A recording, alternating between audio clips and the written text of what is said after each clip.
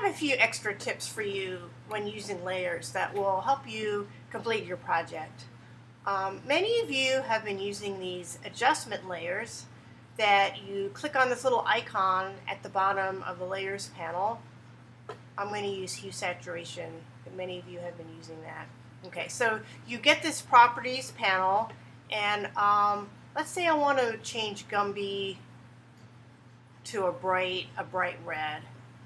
Now see how it's changing? It's changing every layer below that. It's changing my background too, and Gumby. I just want to change Gumby. So there's two ways of doing this. One you can't see because I'm holding down the Option key on the keyboard.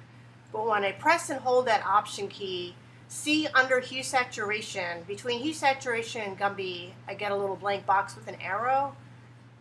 While I'm holding down the Option key, I'm just going to click on that little line and see how it's indented a little bit, and now it only affects Gumby. It doesn't affect all the layers below.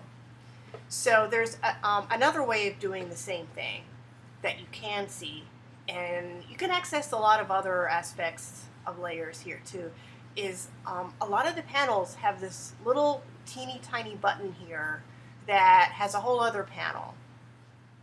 Okay. So I go to clipping mask. Okay, first I have to release the clipping mask. Now I'm back where I started.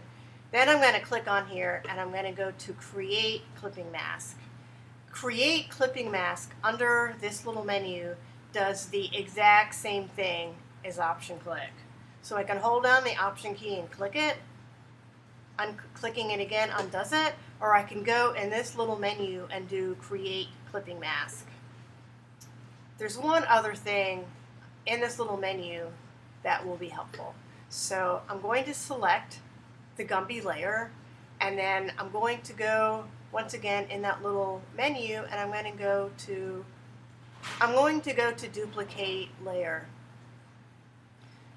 So now I have an extra Gumby layer, and yeah, that looks good. I have Gumby here.